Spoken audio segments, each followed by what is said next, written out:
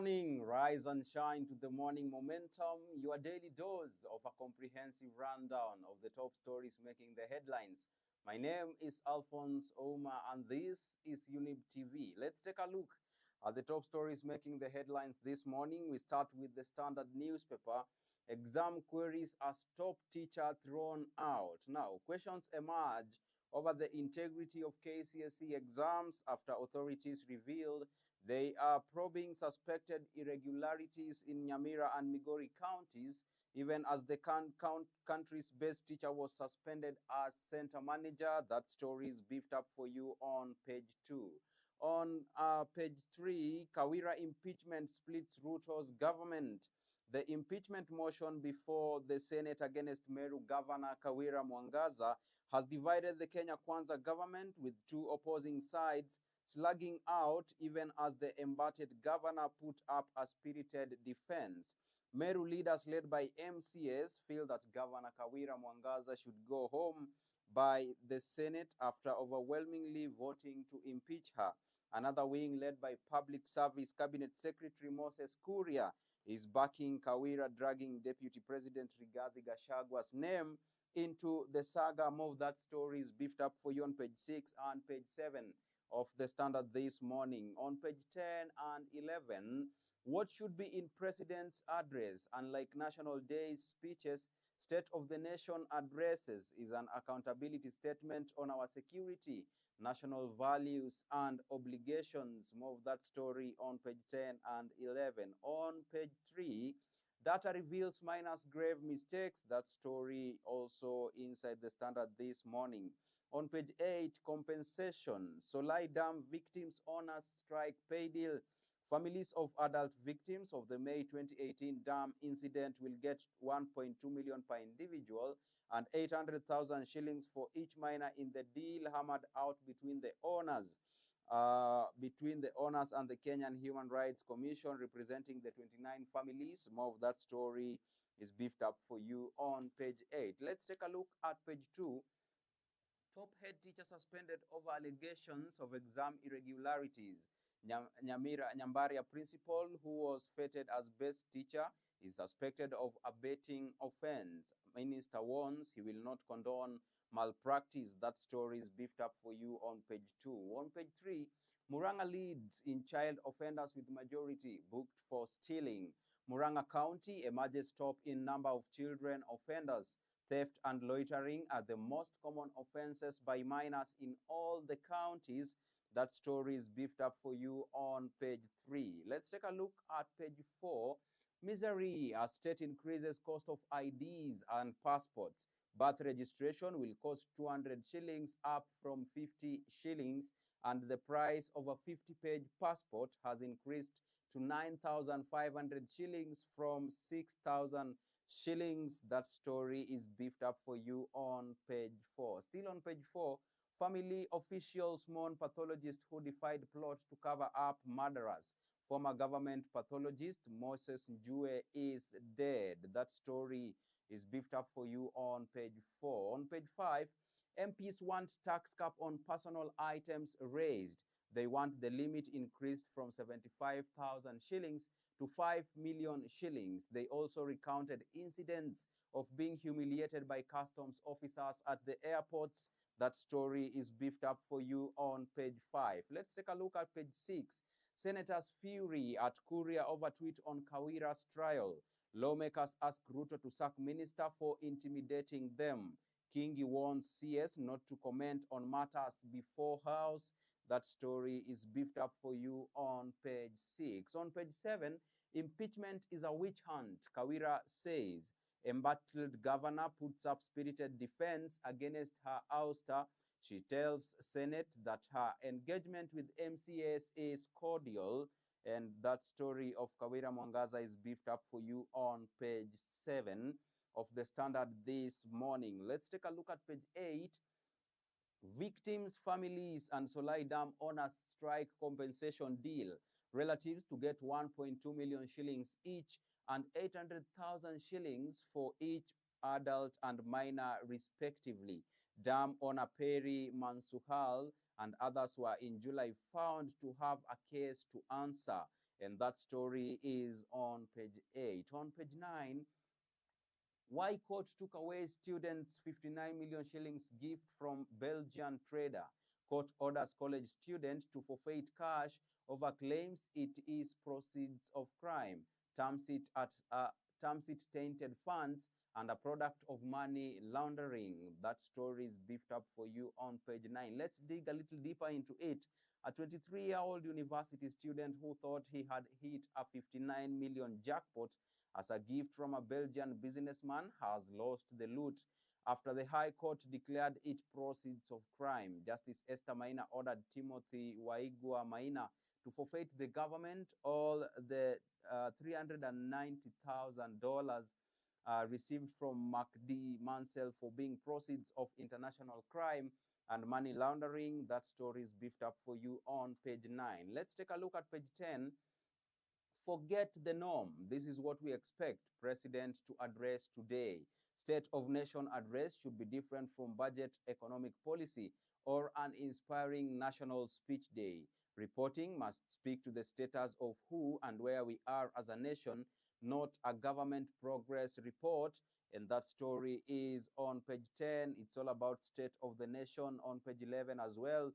Economic crisis dampens Ruto's first state of the nation address. Most Kenyans have had to adjust their lifestyles due to rising cost of commodities and shrinking incomes.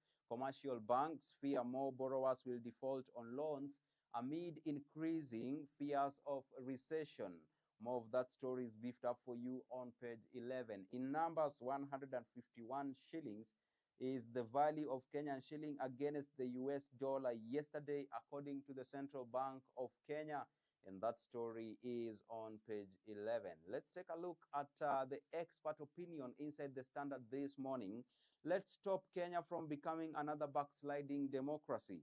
Is Kenya running on a backsliding democracy mainly because of the massive corruption in government that is fast eating away the pillars and values of democracy? Those are sentiments by Elias Mokua. That story is beefed up for you on page 14. Let's take a look at page 16, how state can revamp airport passenger clearance operations. Kenya Revenue Authority dictates 1 month every year to honor and appreciate taxpayers for their valuable contribution towards revenue collection. This year, KRA dedicated October as the Taxpayers Month, whereupon they unveiled an online auction system and a tax amnesty program as a way of giving back to taxpayers. More of that story on page 16. Let's move on to some other stories, and that is business news on the Standard this morning. Brewer faults state tax policies, urges review to cut illicit drinks. KBL boss says the recruitment to pay exercise duty upfront is a drain on its operations through increased overheads. The brewer also questions increased taxes on spirits, which it says are to blame for increased consumption of illegal brews. And that story is beefed up for you on page 22. Let's take a look at page 24. Milk glut hits prices in rift after heavy rains. Maize harvest and heavy rains attributed to increase in milk production. Processors are overwhelmed by supply and farmers want state to protect them, and that story is on page 24. On page 25, in South Africa, transport minister and her bodyguards robbed. South Africa's transport minister has described how she was robbed at gunpoint after her vehicle stopped on a highway to change a burst tire, and that story is beefed up for you on page 25. For the real estate lovers, you have an article here for you as well, beefed up inside the Standard this morning. Let's take a look at other stories, and that is now sports news. We start with the football. Final referee reveals social media abuse. World Cup final referee Wayne Barnes revealed vile social media abuse towards him and his family crossed a line, and he wants those responsible to be punished. Also, Mbonambi saw no evil had no evil. Bongi helped South Africa win the Rugby World Cup for a record fourth time. Bonambi says Tom Curry's incident in the semi-final was lost in translation, and that story is beefed up for you on page 37. Let's take a look at page 38. Is Maxwell's miracle the greatest men's OD innings? Now, this is all about baseball. Australia batsman Glenn Maxwell hits a shot at a past Cricket World Cup. Maxwell historic winnings is the first time anyone has made a double century when chasing in a one-day international. Where does Australia's double century rank in greatest men's ODI innings? That story is beefed up for you on page 38. On page 39, it's athletics. Iten International Marathon ready to produce new millionaires. Winners of the full marathon will walk away with the 1 million shillings each. The November 12, 2023 race will be aired live on KTN News, and that story is beefed up for you on page 39. Let's take a look at the cover page. Manchester City and Leipzig through to round of 16. Champions League holders beat Young Boys to secure passage to next round. Barcelona forced to wait after shock defeat at Shakhtar Donetsk, and that story is beefed up for you on the cover page. Now, with that story of Manchester City, we take a quick break, and then we come back with the top stories inside the Daily Nation. This is Younib TV. Keep interacting with us via our social media platforms at Younib_TV on Instagram, Younib Media TV on Facebook and YouTube. I am Alfonsoh. See you on the other side of this broadcast.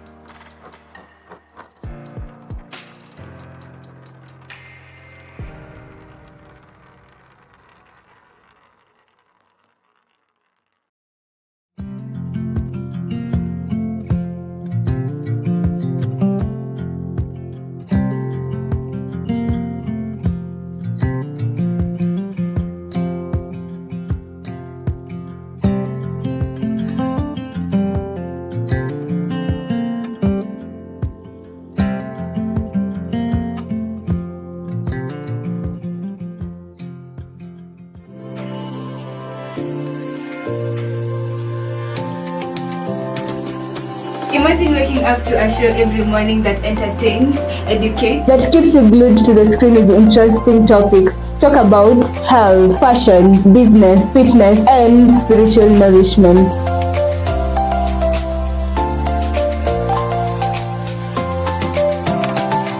Whether you're enjoying your cup of coffee, tea, milk, amaka uji, Younib Breakfast Show is the place to be. Every Tuesday and Wednesday at 8:30 a.m. with me, Penina Washara, here on Younib TV.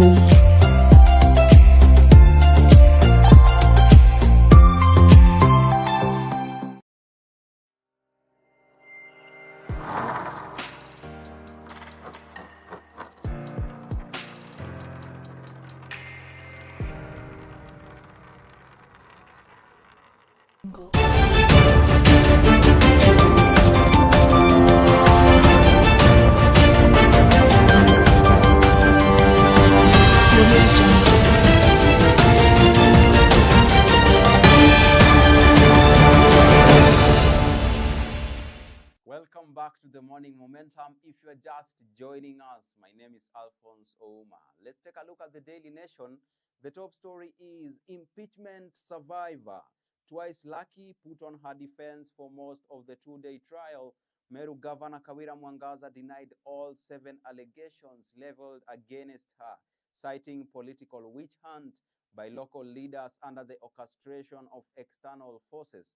And a majority of senators cast their votes with her, handing the embattled governor a lifeline and a chance to continue serving as county chief. But senators fault both the executive and county assembly More of that story is beefed up for you on page 4 and page 5 of the Daily Nation this morning. On page 14, new mosquito nets to help curb insecticide resistance. The Global Fund has introduced new treated mosquito nets that are critical in fighting insecticide resistance. On page 12, thousands homeless as floods wreak havoc.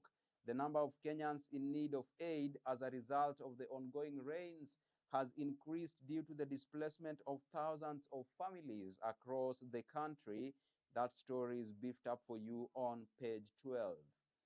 On page 10, officials held as cheating claims rock KCSE exam.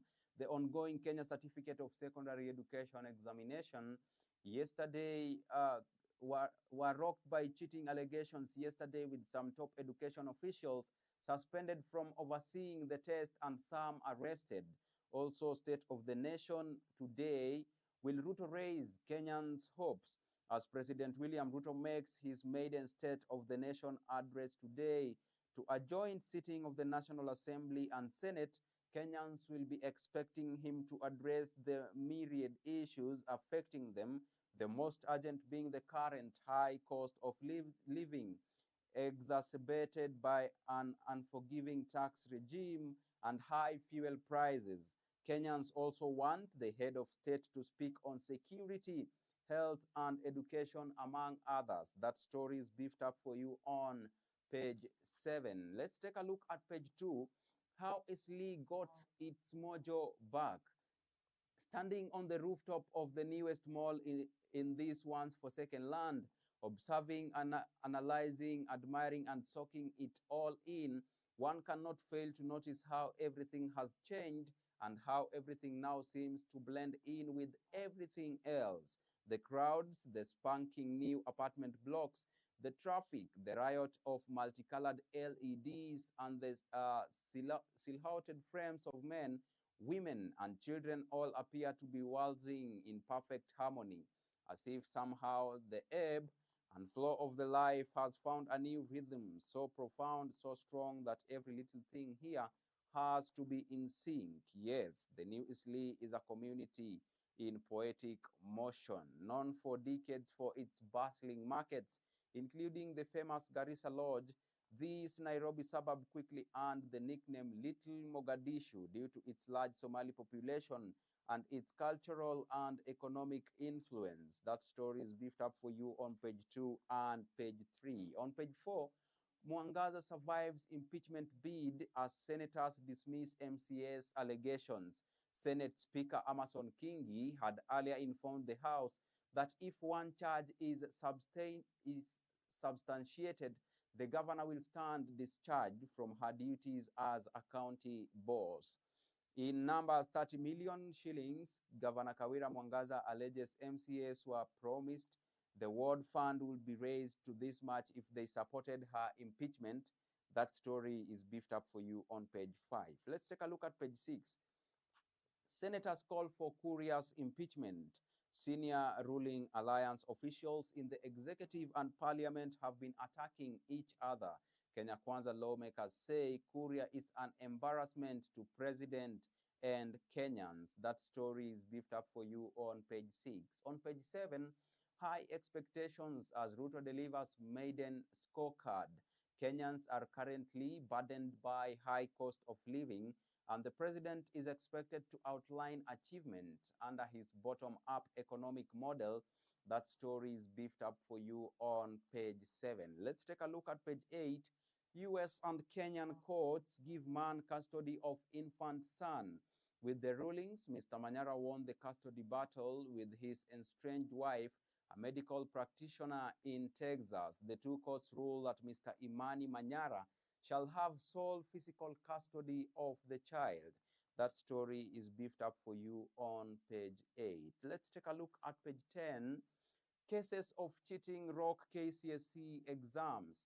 Online sites shut down in crackdown. Education officials say a number of individuals have been arrested, and you want to catch up with that story on page 10 of the Daily Nation this morning. Let's move on to page 12. Thousands homeless as rains wreak havoc. In Tana River, around 1,000 families are camped at Madongo after flood waters killed 2 people on Sunday. Many families across the country have been displaced due to flooding of homes, and that story is beefed up for you on page 12. Let's take a look at page 14. New net to curb insecticide resistance. Disease remains as a top 10 cause of death in Kenya and a leading killer of children under the age of 5. The Global Fund unveils dual active insecticide treated mosquito nets, and that story is beefed up for you on page 14. Let's take a look at expert opinion in the Daily Nation this morning. Need to do more to secure our food safety standards.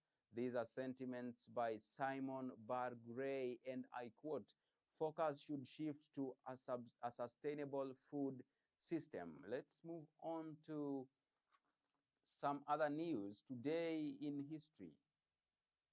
FGM is a practice that belongs to old past. Female genital mutilation, a practice that has persisted for centuries, belongs to a dark chapter in human history. And that story is beefed up for you on page 18. Let's shift gears to county news now. And we start with Nakuru County. Hospital reverts to owners following court order. The Nakuru War Memorial Hospital is set to resume operations after its management successfully regained control, marking the end of a 10-day controversy sparked by the county government's attempted takeover. And that story is beefed up for you on page 20. Also, governors want transfer of county functions sped up. Baraza says all devolved functions and resources must be handed over. 272 billion shillings is the value of devolved functions that are still being held by the national government. That story also on page 20. On page 22 and page 23, abridged results for the financial year ended 30th June 2023. Those are abridged and published in accordance with Article 137 of the Articles of Association of the Kengen Company. You want to catch up with that story as well. Still on county news, we take a look at Trans Nzoia. Kapkori, the fearful deputy under Natembea's shadow. The deputy governor has laid bare the frustrations she has been undergoing at governor's hands. Top county official accuses junior staff of threatening her life. DG Philomena Kapkori say, and I quote, I have endured contempt, mistreatment, intimidation, death threats, and disrespect by junior county staff. That story is beefed up for you on page 24. The DN2 article is also beefed up for you inside the Daily Nation this morning for the real estate lovers. Now, let's take a look at international news. We start with Djibouti. Rumors, PM Abiy now shopping for new war. Djibouti, Somaliland, Kenya.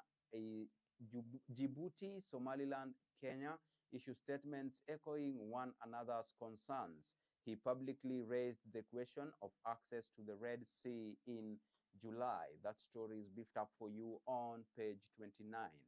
Business news. Kenya declines Uganda's request to use oil pipeline. Kampala sought exception from EPRA conditions for approval.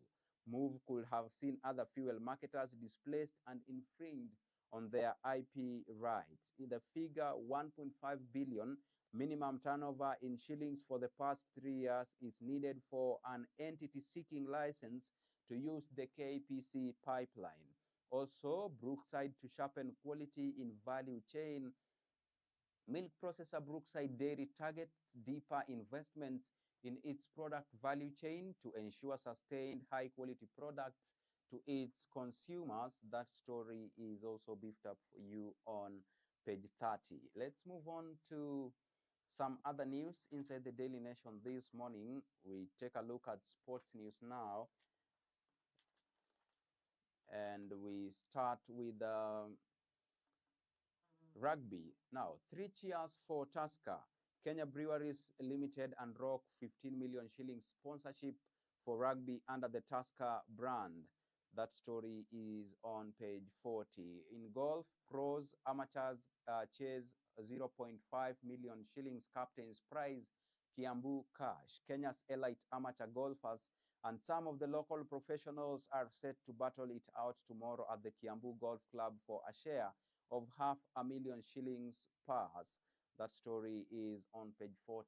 On page 41, losing hosting rights could affect Kenya's Olympic hopes.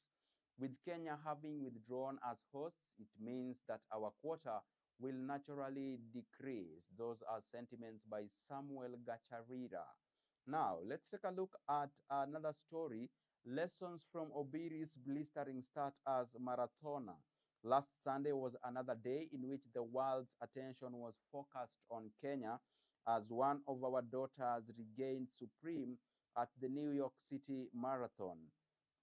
You want to catch up with that story on page 41 of the Daily Nation this morning. On page 42, it's still about marathon. So marathon stars visit the UN push agenda.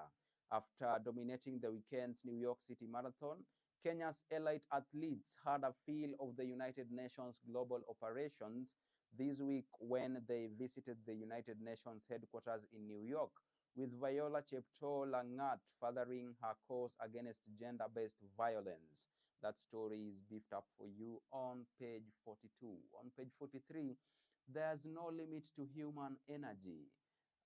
Marathon world record holder Kiptum wants to run under 2 hours in the 2024 Rotterdam Marathon. That might look ambitious, but I'm not afraid of setting these kinds of goals, says new sensation Kiptum. You can catch up with that story on page 43. On the cover page of the Daily Nation, repayment of debts has bled country dry. Treasury says interest rate structure will remain high, making it difficult for Kenya to enter the market for cheap loans. State is also facing underlying pressures like the rising cost of living and high taxation. Now, these are sentiments by Treasury CS Njuguna Ndung'u, and I quote, "We have been pushed to a difficult financial position by short-term debt repayment, high interest rates, and the depreciating shilling." That story is beefed up for you on the cover page. Now, with that story of repayment of debts, we come to an end of today's session of the Morning Momentum. Thank you so much for choosing to stay with Younib TV. I have been your host, Alfonsoh. By extension, I want to express my heartfelt gratitude to all those who made this broadcast a success. Behind the camera, Brian Goha, and the Chief Controller, Anifa Kavira. See you tomorrow, same time, same place. Until then, do have a beautiful Thursday. Bye-bye.